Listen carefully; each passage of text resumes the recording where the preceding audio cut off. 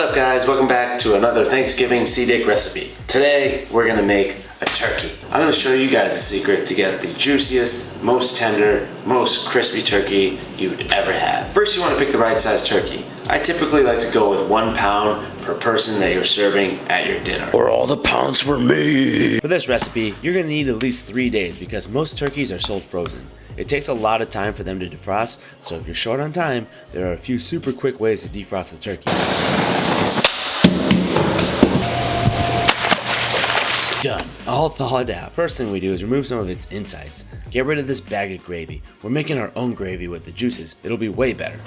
Then this tiny meat thermometer thing. It never gives you an honest read, and I don't like liars. Then you're going to want to find its butthole opening, and oh my god! It's so much bigger than mine. There can only be one of us. Reach back and dig in deep to find the guts and put those things on the side. Now the last part is the tail. Most people take it off, but I'm going to leave it on and use it as a butt plug for later. Next we need to detach the skin from the meat by separating it with your hands. This helps the skin get crispy. We'll start with the breast, but first, consent. Can I touch you? Finger blast away and make sure you don't rip the skin on the outside. If you can try to get the legs and thighs as well, do it. If the skin's all flappy like this, you done good. Okay, we're gonna injection brine this bird. First we need to make a brine. A brine is basically a saltwater based marinade. It keeps the bird juicy and flavorful. To start, in a small pot add some salt, some spicy dirt balls, sugar, cloves, couple bay leaves, spicy red powder, and the juice of an orange. Then turn on the heat and add in 27 evenly measured shots of spring water. Add 12 quarter teaspoons of rainwater, and once it's boiled, let it cool down.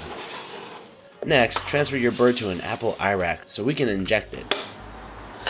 This is my meat syringe. You can buy one for a few bucks almost anywhere, but if you're on a budget, I usually get mine out by the dumpster, and they're free. Load your needle with the brine and inject generously into every muscle. It's like getting Botox or fat injections for your ass. This turkey's gonna be an Instagram model slinging tummy tea in no time. When you're done, don't throw away the brine. We'll use it to make toast. Next, pat the skin dry with a paper towel and salt it generously. This is gonna pull more moisture out of the skin and make it even crispier.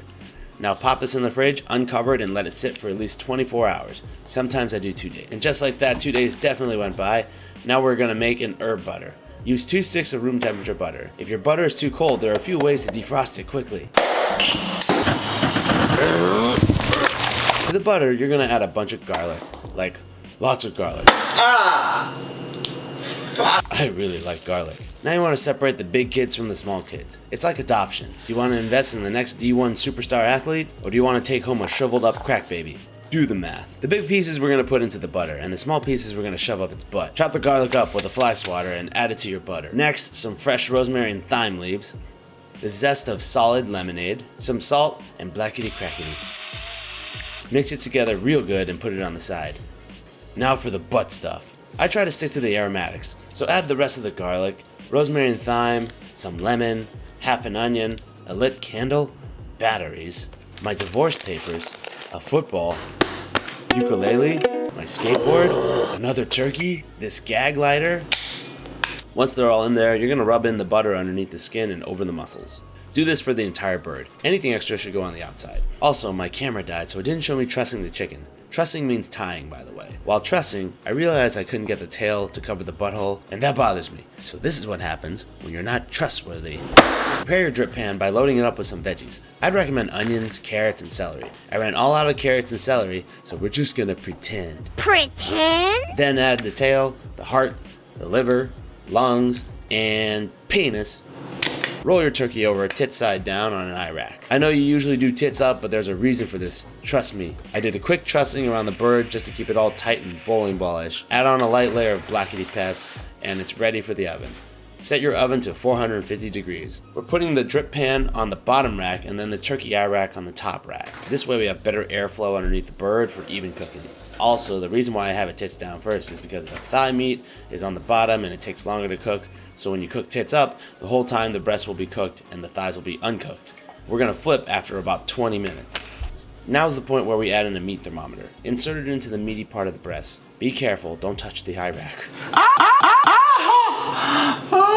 We're shooting for 155 on the breast. I don't know how long that will take. I go off at temperature only. You can also baste the bird as well, but I hear basting is bullshit. It's been about an hour and we're at 155. There you have it.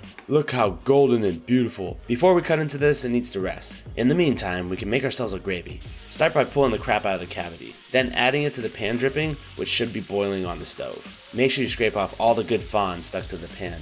Then add about 3 tablespoons of that Colombian good kush. Mix it well to create a roux. Once the clumps are gone, add in 3 cups of chicken broth and keep scraping. Then remove the big chunks and strain it out into the gravy boat, or my burger mug. And that's it, guys, a turkey with a homemade gravy. Time to cut into this bird and give it a taste.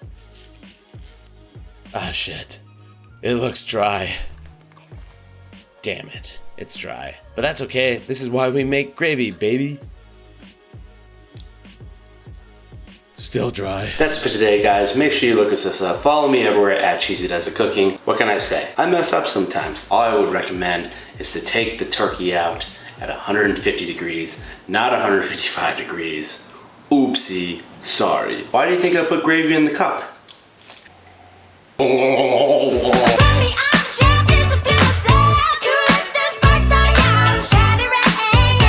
So I cut my finger on a piece of glass doing this stupid needle dumpster bit.